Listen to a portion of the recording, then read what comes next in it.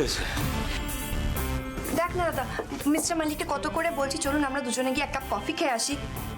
উফ বাবা, কি স্পয়েল স্পট, উনি তো যাচ্ছেনই না। তা অচেনা অজানা লোকের সাথে হুট করে কফি খেতে যাওয়ারই বাকি আছে।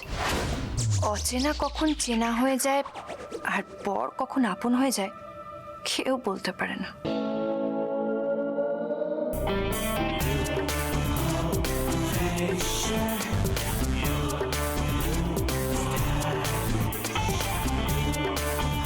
ও বাবা, এ তো দেখছি কবিও। খুব কবি সাজার শখ হয়েছে না? কবিত্ব আমি একেবারে খুঁচিয়ে দেব। আরে যাও যাও, বৃন্দা যখন বলছে তখন গিয়ে ওর সঙ্গে এক কাপ কফি খেয়ে এসো। লেগেছে লেগেছে লেগেছে লেগেছে লেগেছে লেগেছে আগুন। বাহ, যেমন দাদা তার তেমন বোন। কাণ্ড বাপ, কি কাণ্ড বাপ। You will like her company. আর তার সঙ্গে ও কিছু বিজনেস ইনসাইটও তোমায় দিয়ে দিতে পারবে। তারপর ফিরে এসে আবার কাজ করো। কি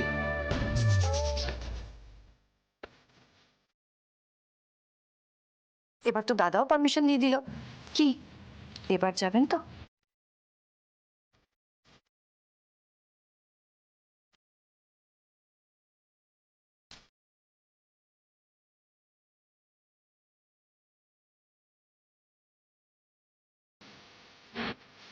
বাস, তাহলে আমি গিয়ে চট করে রেডি হয়ে আসি। যা। বলছি প্লিজ একটু ওয়েট করুন, আমি এক্ষুনি আসছি।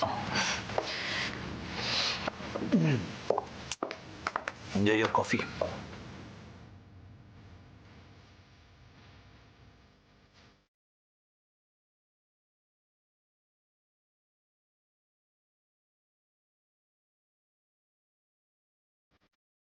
স্যারের সাথে কফি খেতে যাওয়া আমি বার করছি। কাণ্ড বাপ, জ্বলে পুড়ে যা, জ্বলে পুড়ে যা, জ্বলে পুড়ে যা।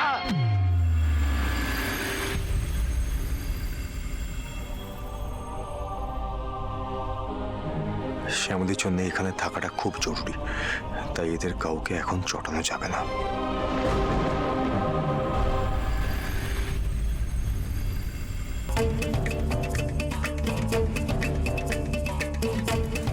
হয়ে গেছে, চলো লুকিয়ে পড়ি লুকিয়ে পড়ি। এই চল চল। আরে মতলবটা কি বলো তো তোমার? ওই পোস্টার আসার পর থেকে তোমার হাব ভাব কেমন? কোনো প্রশ্ন নয়, পরে সব বলবো। চলো চলো চলো।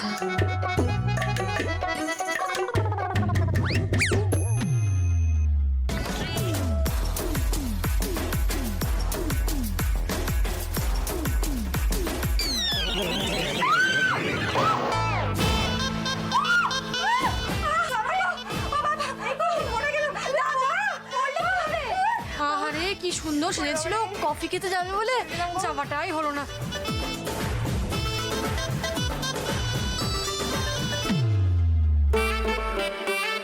কি তো তেল পড়ে আছে এখানে, তেল এলো কোত্থেকে? আমি এক্ষুনি মুছে দিচ্ছি, দাঁড়া। ডাক্তারকে ফোন করুন, ডাক্তার ডাকতে হবে। আরে না না, ও সব কিছু লাগবে না। বলছি আপনি আমার হাত ধরে একটু তুলুন না প্লিজ। বলছি হাত ধরে আমার ওই পাশে ক্যাফেটাতে একটু নিয়ে চলুন না। কি বলছো বলো তো? এই অবস্থায় আচারা করলে তো হিতে বিপরীত হয়ে যাবে, তাই না? এই অনিকেত মল্লিক আর তোমার ক্যাফে কেউই পালিয়ে যাচ্ছে না, পরে গেলেও তো চলবে। হ্যাঁ বৃন্দা, তোর বৌদি ঠিক কথাই বলেছে। তুই এখন ওঠ, ঘরে যা, গিয়ে রেস্ট নে।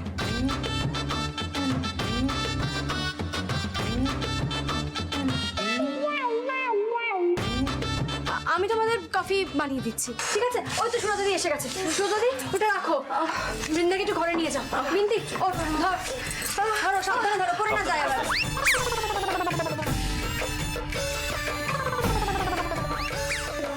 হ্যাঁ হ্যাঁ।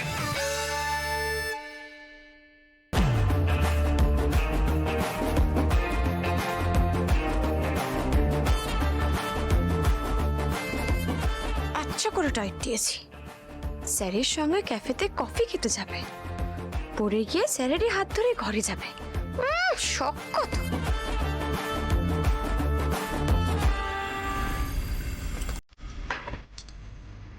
আমার তো দেখে মনে হচ্ছিল আপনার শোনো না ইচ্ছে ছিল ওই বৃন্দার সঙ্গে কফি খেতে যাবার।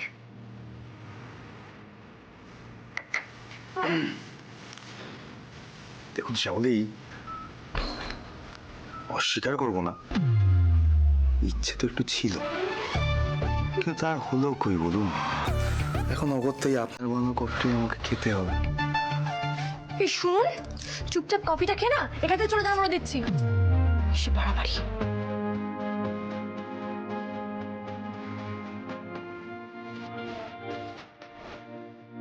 বিউটিফুল। আজ 2 বছর পরে আপনার হাতে বানানো কফি খাচ্ছি শ্যামলী। हाथों की लकीरों को घुमा दिया, नहीं घुमा दिया।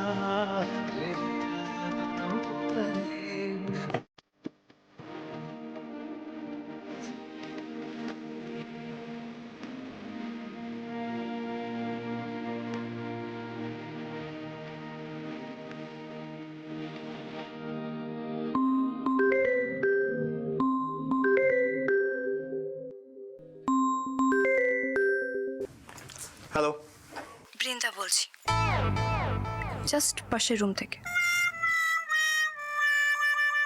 আপনি পাশের রুম থেকে ফোন করছেন? আর কি উপায় আছে বলুন, যেতে পারছি না যে। আচ্ছা বলছি, আপনাকে বর্ণমালা কফি দিয়েছে? তাহলে কফিটা নিয়ে একটু আমার রুমে আসুন না, দুজনে একসাথে বসে কফি খাই। দেখুন, আমি তো পেনের জন্য উঠতে পারছি না, কিন্তু আপনি তো চাইলে আসতেই পারেন। আসুন না প্লিজ। আচ্ছা ঠিক আছে। কি আচ্ছা ঠিক আছে কি? আরে কোথায় যাচ্ছেন আপনি? বৃন্দা ফোন করলেন পাশের রুম থেকে, বললেন যে একসাথে উনি কফি খেতে চান।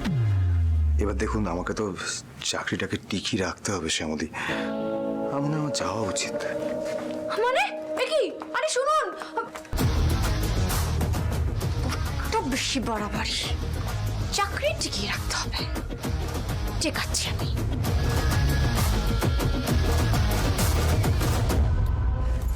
আসুন। Thank you so much. এবার তোমরা এসো।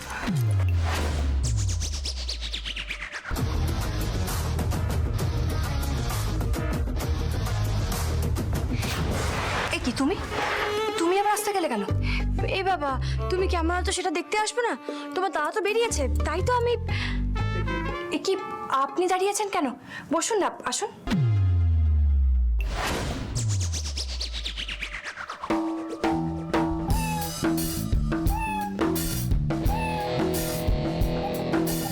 বসুন বসুন।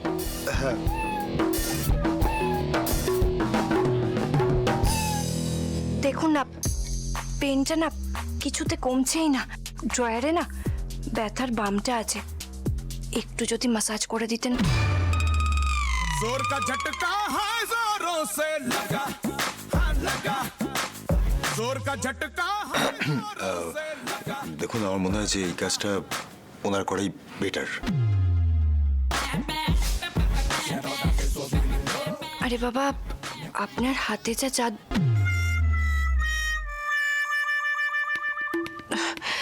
জোর জোর।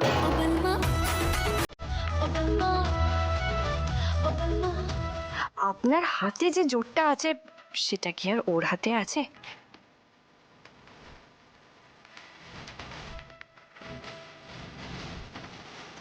লচ্ছ মেয়েটা, ওর কোমরে ব্যথা রয়েছে, আমার স্যার নাকি জোরে জোরে ওর কোমরে মলম লাগিয়ে দেবেন।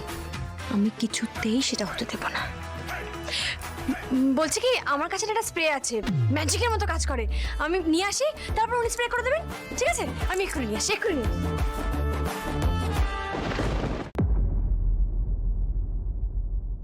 আমি আমার সুরক্ষার জন্য সবসময় লঙ্কা গুঁড়ো স্প্রেটা ব্যাগে রাখি। ব্যথার জায়গায় স্প্রে করলে যা আরাম হবে না, বদমাইশ মেয়ে, ব্যথা একেবারে মাথায় উঠবে। উঠছে।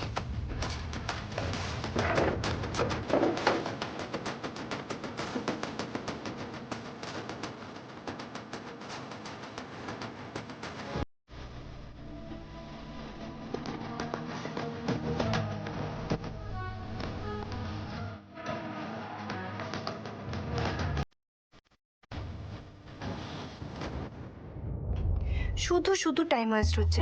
বামটা লাগিয়ে দিলেই তো। এই যে, এসে গেছি আমি এসে গেছি। খুব যন্ত্রণা হচ্ছে না? নিন, ওর ব্যথার জায়গায় এটা স্প্রে করে দিন, এক্ষুনি কমে যাবে।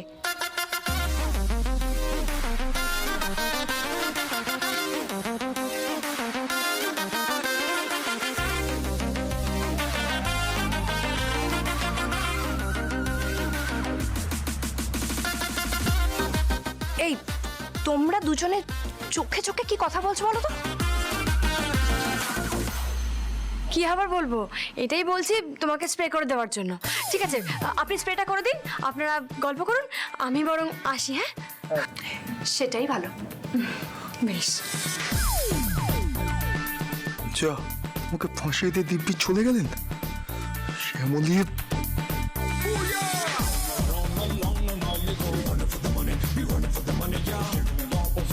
এ কি, আপনি এখনো বসে আছেন কেন? আসুন।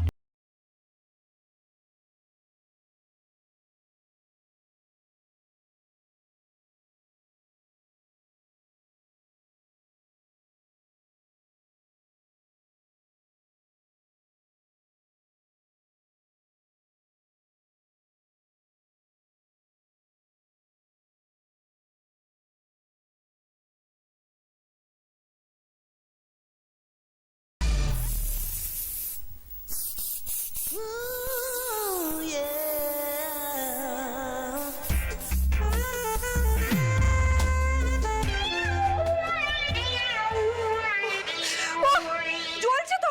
কি কি দিলেন এর আপনি? মাগো, জ্বলে যাচ্ছে। আচ্ছা তো, কি কি দিলেন এর আপনি? মাগো, জ্বলছে। এটা কেটে কি স্প্রে করলেন আপনি? দেখুন কি হলো? জ্বলছে, আমি নিয়ে জ্বলছে। কি হয়েছে?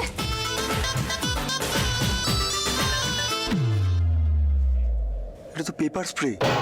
ले हलवा ले हलवा ले हलवा हलवा हलवा তুমি ইচ্ছা করে পেপার স্প্রে দিয়েছো না আমাকে?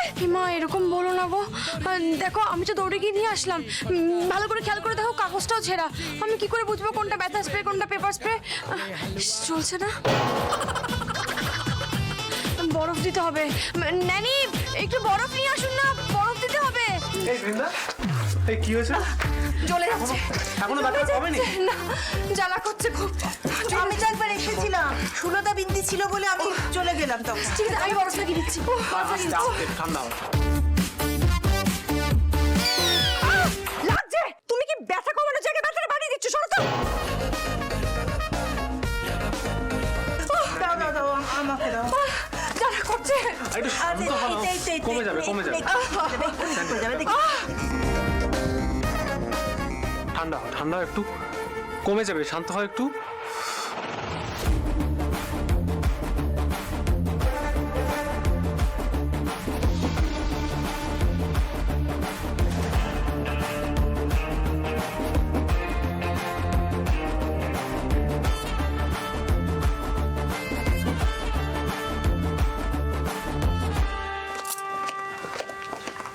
শ্যামলী, একটা সত্যি কথা বলুন তো, বৃন্দাকে পেপার স্প্রেটা আপনি ইচ্ছা করে দিয়েছেন তাই না? ঠিক যেরকম ভাবে অহনাকে অ্যাটাক করেছিলেন। ফেলেও দিয়েছি ইচ্ছে করে। বোঝ আর কেমন লাগে? হে ভগবান, সত্যি আপনি 2 বছরে একটু বদলালেন না। বদলে গেলে ভালো হতো বুঝি।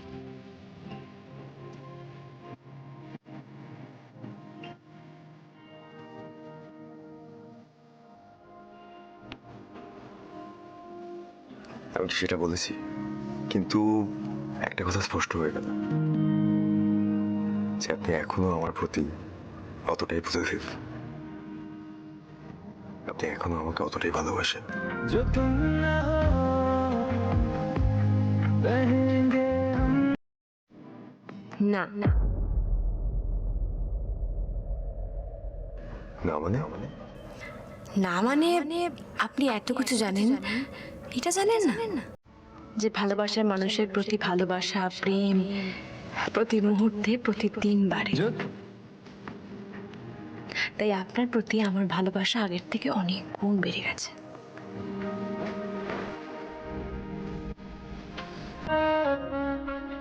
আমি আজকের দিনে দাঁড়িয়ে আপনাকে অনেক বেশি ভালোবাসি।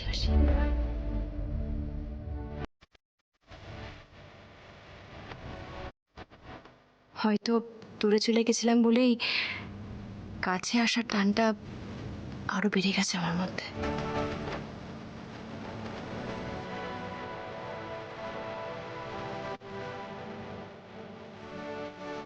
তাহলে কেন এখানে এখনো দাঁতে দাঁত চেপে পড়ে আছেন শ্যামল?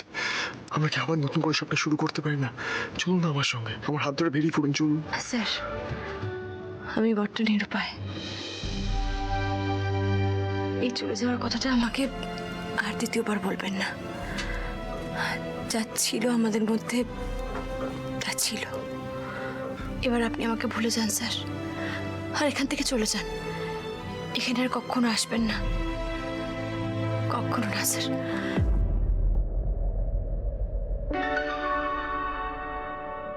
আচ্ছা বলি, যাবো না? আপনাকে এই মুহূর্তে এই বাড়ি থেকে বার করে নিয়ে চলে যাব। চলুন আমার সঙ্গে।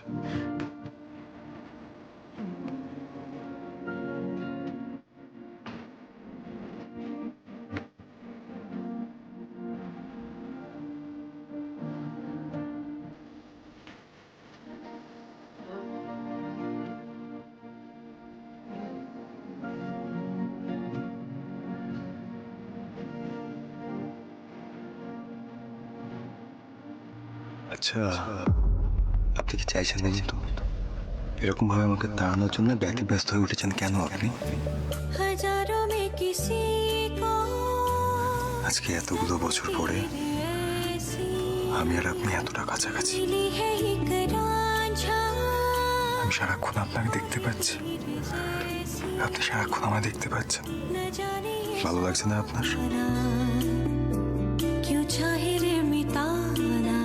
নাকি আমাকে আবারও হারিয়ে ফেলতে চান আপনি?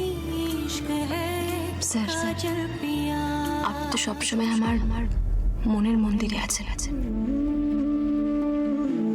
আপনাকে দেখার জন্য আমাকে চোখ খোলা রাখতে হয় না। দুটো চোখ বন্ধ করেও আমি আপনাকে দেখতে পাই স্যার। কিন্তু আমার কাছে আপনার সুরক্ষাটা বেশি জরুরি। সেদিন যখন চন্দ্রশেষবাবু আপনার দিকে গুলি করেছিল, আর একটু হলে না না না না আমি এসব ভাবতেও চাই না। আমি আপনাকে নিয়ে কোনো রকম ঝুঁকি নিতে পারবো না স্যার। অনিকেত ভাইটি, আমার জন্য এক প্যাকেট সিগারেট।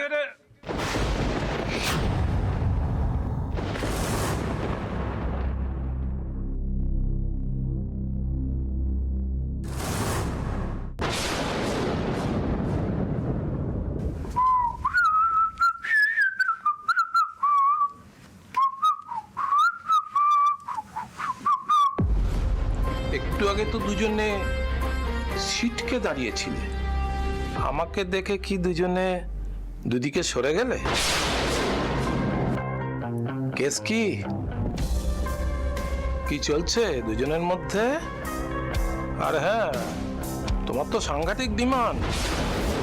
বাড়িতে আসতে না আসতেই তোমাকে দিয়ে কোমরে ওষুধ লাগাতে একজন ডাকছে, আর একজন ডেকে নিয়ে খুশুর ফুসুর করে কথা বলছে। তো বৌমা ভাগ্নে জানে তো এসব? আমি বলি নাকি? হ্যাঁ, ফোন করুন তো। আপনি ফোনটা না করলে আমিই করতাম। সবে কাজে জয়েন করেছে একটা ছেলে, আর আপনাদের বাড়ির মেয়ে তাকে বেডরুমে ঢুকে কোমরে বাম মালিশ করে দিতে বলছে। এটা তো আমার জানা ছিল না, তাই না? মানে এই বাড়ির কালচারও তো আমাকে জানতে হবে। তাই আমি ওনাকে কানে কানে বলছিলাম যে আমাদের বাড়ির মেয়েকে আমরা ঠিক সামলে নেব। আপনি একটু সমঝে যান, তা না হলে কিন্তু আমার স্বামীর কাছে, মানে চন্দ্রশেষ রায়ের কাছে, বন্দুক আছে, ওনাকে ছেড়ে কথা বলবে না। ওটাই বলছিলাম। আপনাদের বাড়ির মেয়েকে আপনারা সামলান, আমার পেছনে লাগতে আসবেন না। আর আমি এই কোম্পানির আইটি হেড, আপনার সিগারেট আনা লোক নই আমি। আপনার ভাগ্নে এই কথাটা জানলে বোধহয় করে ভালো চোখে দেখবেন।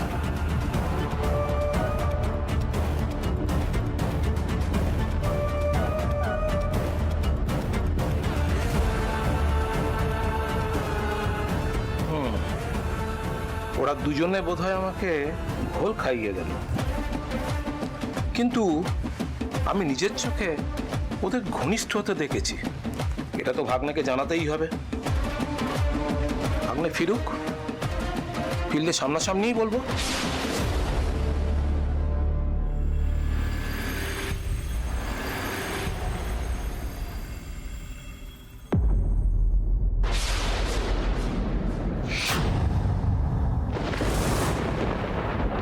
তোরা তোরা এই তো তোর জন্যই অপেক্ষা করছিলাম।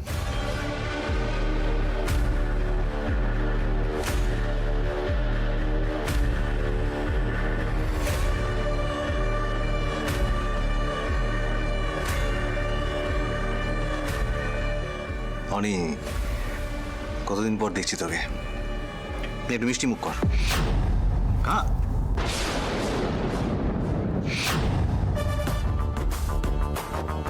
বাড়ির কারো মুখ দেখে তোর মনে হচ্ছে তুই এসছিস বলে কেউ খুশি হয়েছে।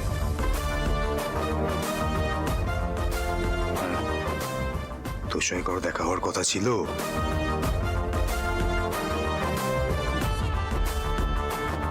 তোর তো কথা ছিল জেলের কারোদের পেছনে থাকার, টাকা পয়সা খাইয়ে কেস থামা চাপা দিয়ে ঘুরে বেড়াচ্ছিস। লজ্জা করে না? এই বাড়িতে জীবনে ঢুকতে পারবি ভেবেছিস? উল্টা চামড়া কাকে বলে তোকে দেখে শিখতে হয়।